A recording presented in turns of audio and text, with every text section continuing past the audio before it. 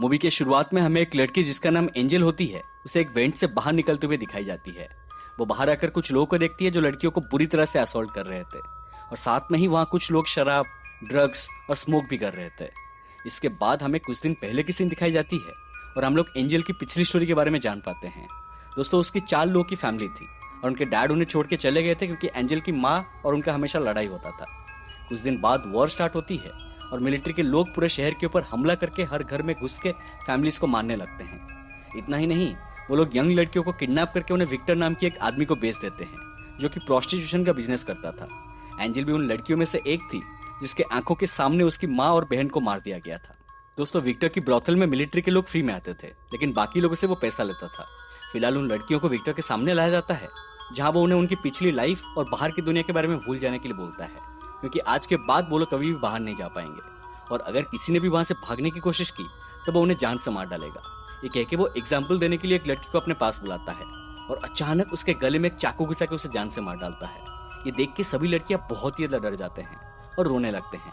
तभी विक्टर की नजर पड़ता है एंजल के ऊपर जिसके फेस के ऊपर एक अजीब सी बर्थ मार्क थी, इसलिए विक्टर उसे प्रोस्टिट्यूशन के काम में नहीं लगाता और अपने साथ रख लेता है।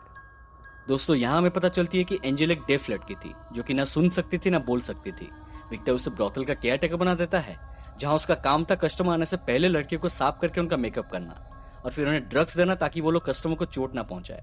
और रात को एंजल अपने कमरे में लगा वेंट को खोल के दूसरे कमरे और तहखाने में जाती थी जहां से वो बाहर निकलने का रास्ता ढूंढती थी। एक दिन एंजल एक लड़की के रूम में उसे खाना देने जाती है और देखती है कि वो लड़की ऑलरेडी मर चुकी है क्योंकि किसी ने उसे बुरी तरह से असॉल्ट किया था। तभी एक आदमी आके उसे चादर में लपेट के खींचते हुए बाहर ले जाता है। दोस्तों, ये सब यहाँ की एक आम बात थी जहाँ लोग जानवर की तरह लड़कियों का रेप करते थे। एक दिन विक्टर एंजल को लड़कियों के कमरे में जाके उन्हें मेकअप करने के लिए बोलता है क्योंकि कुछ कस्टमर वहां पर आने वाले थे। वो एक लड़की के कमरे में जाती है जिसका नाम था बानिया। यहाँ बानिया को पता चल जाती है कि एंजल एक डेफ लड़की है और वो एंजल से बात करने की कोशिश करती है क्योंकि उसे साइन लैंग्वेज आती थी। कस्टमर जाने के बाद एंजल फिर से बानिया के रूम में आती है और उसके फेस पर लगी ब्लड को साफ करती है। फिर दोनों कुछ बातें करने लगते हैं। बानिया बताती है कि उसे साइन लैंग्वेज इसीलिए आती है क्योंकि उसके पिता भी डेफ थे। बानिया को देखकर एंजल को अपनी फैमिली की याद आती है क्योंकि इतने दिनों से वो किसी से भी बात नहीं की थी। तभी अचानक एंजल को वहां पर कोई आने की एहसास होती है और वो वहां से चली जाती है। रात को एंजल वेंट के थ्रू फिर से बानिया के कमरे में आती है क्योंकि दोनों ओपनली बात नहीं कर सकते थे। बानिया उसे यहाँ से बाहर निकलने के रास्ता पूछती है मगर एंजल बताती है कि ये नामुमकिन है क्योंकि ये जगह सब तरफ से लॉक्ड थी। एंजल बानिया के लिए चॉकलेट भी लाई थी जिसको दोनों शेयर करके खाते हैं। तभी अचानक एंजल को किसी के आने की आहट महसूस होती है तो वो फिर से वेंट के थ्रू अपने रूम में चली जाती है। अगले दिन वो फिर से उसके रूम में जाती है उसे रेडी करने के लिए। वो उसे ड्रग्स देना नहीं चाहती थी मगर बानिया उसे ड्रग्स देने के लिए फोर्स करती है क्योंकि इससे उसको पेन से थोड़ी रिलीफ मिलती है। एंजल उसे ड्रग देके वहां से निकल जाती है। फिर वो वेंट के थ्रू जाके बानिया को देखने लगती है जहाँ एक आदमी उसे बुरी तरह से असॉल्ट कर रहा था। जिसके बाद एंजल उसके रूम में जाती है और तभी विक्टर भी वहां पर आता है। वो आदमी बानिया को बहुत ही ज्यादा अब्यूज किया था जिससे बानिया की पेल्विस टूट गई थी। विक्टर डॉक्टर को बुलाता है मगर डॉक्टर चेकअप करने के बाद विक्टर को बहुत सुनाता है मगर विक्टर बोलता है कि पैसा लो और उसका इलाज करके जाओ। उसी दिन विक्टर एंजल को अपने कमरे में बुलाता है और उसे एक मास्टर की देता है जो कि घर के सभी लॉक को खोल सकता है। वो उसे कहता है कि अगर तुम चाहो तो यहाँ से भाग सकते हो मगर मैं जानता हूँ कि तुम यहाँ से नहीं जाओगे क्योंकि तुम मुझे बहुत ही ज्यादा प्यार करते हो और तुम मुझे छोड़ के कहीं नहीं जाओगे। अगले दिन एंजल बानिया के कमरे में जाती है उसे ड्रग्स देने के लिए और बानिया की हालत बहुत ही ज्यादा खराब थी। बानिया चाहती थी कि दोनों यहाँ से आजाद हो जाए और ये कहते हुए दोनों इमोशनल हो जाते हैं। तभी विक्टर का आदमी अलेक्जेंडर वहां पर आता है और उसे जल्दी से ड्रग्स देने के लिए बोलता है मगर एंजल उसे ड्रग्स देना नहीं चाहती थी क्योंकि इससे उसकी हालत और भी ज्यादा बिगड़ जाती। इसीलिए वो ड्रग्स से भरा इंजेक्शन को अपने पॉकेट में रख लेती है और वहां से निकल जाती है। इसके बाद हम लोग देखते हैं कि कुछ मिलिट्री के सोल्जर्स वहां पर आते हैं जिनका लीडर था गोरान। दोस्तों, गोरान उसी टीम का लीडर था जिन्होंने एंजल के सिटी में जाके उनके पूरे फैमिलीज को मारे थे। बाकी सिपाहियों में से गोरान का छोटा भाई जोसेफ, राडोवान, मार्को और इवान थे। तभी गोरान का नजर एंजल पर पड़ता है और वो उसे पहचान लेता है। गोरान विक्टर से कहता है कि तुमने अभी तक इसे अपने पास रखा है। विक्टर कहता है कि ये लड़की बहुत ही ज्यादा हार्ड वर्किंग है और यहाँ का केयर टेकर है। तभी गोरान उसके सिपाहियों को लड़के के रूम में जाके एंजॉय करने के लिए बोलता है और खुद विक्टर से कुछ बातें करने के लिए उसके ऑफिस में चला जाता है। इन सिपाहियों में से इवान बानिया के कमरे में जाता है। दोस्तों, इवान दिखने में एक मॉन्स्टर जैसा था और बानिया उसे देख के रोने लगती है। इवान उसके ऊपर बिल्कुल भी रहम नहीं दिखाता और उसे बुरी तरह से असॉल्ट करने लगता है। ये सब एंजल उसी वेंट के थ्रू छुपके देख रही होती है। कुछ समय बाद एंजल से और रहा नहीं जाता और वो वेंट से बाहर निकल के एक चाकू लेके इवान के पीठ में घुसा देती है जिससे इवान नीचे गिर जाता है। एंजल उसके ऊपर उस चाकू से बार बार प्रहार करने लगती है, मगर इवान मरने का नाम ही नहीं ले रहा था। इवान उसे रोकने की कोशिश करता है, मगर एंजल उस चाकू से लगातार प्रहार करके उसे जान से मार डालती है। इसके बाद वो देखती है कि बान्या भी मर चुकी थी। एंजल और इवान के बीच में हुई लड़ाई के दौरान काफी शोर मस्ती है, जिससे गोरान के साथ साथ बाकी सिपाही के दरवाजा तोड़ने लगते हैं। मगर इससे पहले वो लोग एंजल को देख पाते, वो वेंट के अंदर घुस जाती है।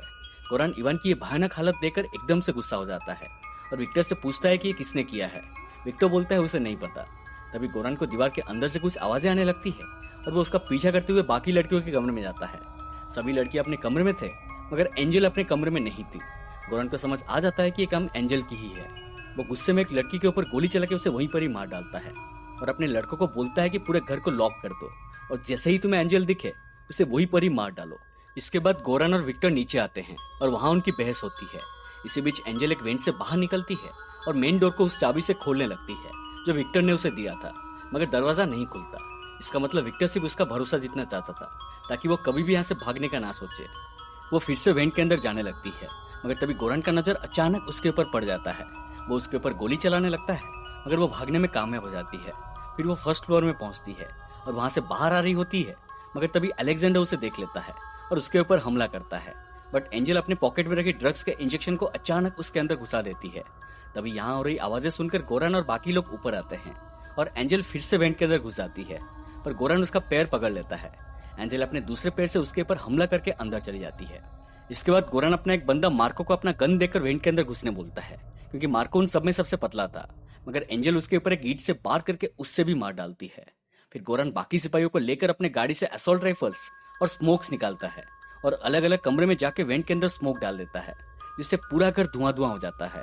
इसका फायदा उठाकर विक्टर गोरान का एक साथी रेडवन के ऊपर गोली चला के उसे मार देता है, क्योंकि वो लोग उनके 2 लड़कियों को मार चुके थे और घर को तबाह कर रहे थे। अब सिपाहियों में से गोरान और उसका छोटा भाई जोसेफ बचे थे। गोली की आवाज सुनकर गोरान वहां पर आता है, मगर विक्टर बोलता है कि एंजल ने उसे मारा है। तभी गोरान का नजर एक खिड़की के ऊपर पड़ता है जो कि खुली थी और एंजल वहां से बाहर निकल चुकी थी।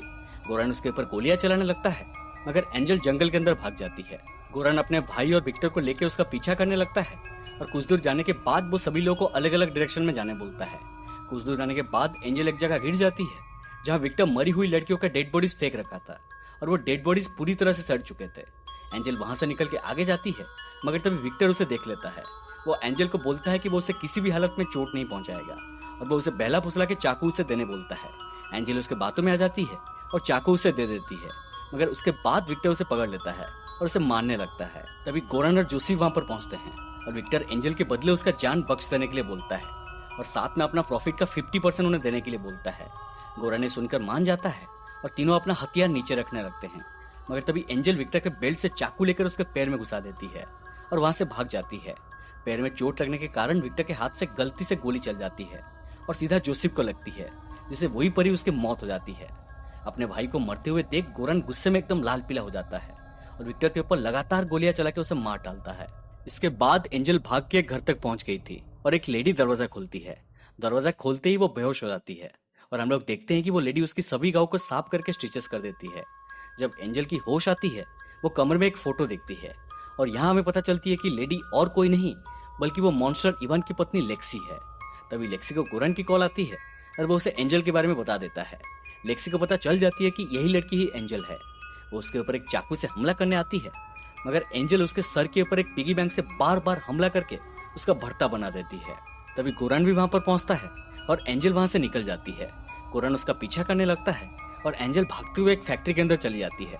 गोरान सभी वर्कर्स को वहां से बाहर जाने के लिए बोलता है और साथ में गेट को लॉक करने बोलता है। इसी बीच एंजल एक पाइप के अंदर घुस जाती है, जिसका पीछा करते हुए गोरान भी पाइप के अंदर घुसता है, मगर वो पाइप बिल्कुल भी सीधा नहीं था और बहुत ही ज्यादा पतला था। कुछ दूर जाने के बाद एक जगह गोरान फंस जाता है और वो बिल्कुल भी हिल नहीं पाता। उसका हालत देखकर एंजल रेंगते हुए उसके पास आती है। गोरान उसका हेल्प करने के लिए रिक्वेस्ट करता है और बोलता है कि बदले में तुम जो बोलोगे मैं वो करूंगा, मगर एंजल उसे एक स्माइल देती है और एक कपड़ा उसके मुंह के अंदर घुसा देती है ताकि उसका आवाज किसी को भी ना सुनाई दे। फिर वो अपने खून से गोरान का मेकअप करने लगती है, बिल्कुल वैसे ही जैसे वो उन लड़कियों की करती थी। फिर वो गोरान को उस पाइप के अंदर मरने के लिए छोड़ के वहां से बाहर निकल जाती है। इसके बाद वो भागते हुए एक ओल्ड लेडी से टकरा जाती है, जो कि उसको इस हालत में देखकर उसे अपने घर में ले जाते हैं और हम लोग उनके हस्बैंड को देखते हैं, जो कि और कोई नहीं बल्कि वही डॉक्टर था जिसको विक्टर बान्या का इलाज करने के लिए वहां पर लाया था। डॉक्टर एंजल को देखकर उसे पहचान लेता है और दोस्तों मूवी इसके साथ यहीं पे खत्म हो जाती है।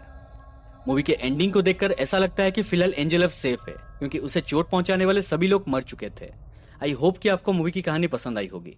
ये एक बहुत ही ज्यादा डार्क और एक्सट्रीमली वायलेंट रिवेंज फिल्म है, जिसके कुछ सीन्स कुछ ज्यादा ही डिस्टर्बिंग है। स्टिल मूवी की कहानी काफी अच्छी है। उम्मीद करता हूँ कि आपको एक्सप्लेनेशन पसंद आई हो। वीडियो अच्छा लगा तो प्लीज लाइक करें, शेयर करें और कमेंट करके बताएं कि आपको वीडियो कैसी लगी। अगर आप अभी तक मेरे चैनल को सब्सक्राइब नहीं किए हैं तो प्लीज अभी कर दीजिए और साइड वाला बेल आइकन को दबा दीजिए, क्योंकि हम ऐसे ही इंटरेस्टिंग एक्सप्लेनेशंस लाते रहते हैं। मिलते हैं अगले वीडियो में, तब तक stay home and take care.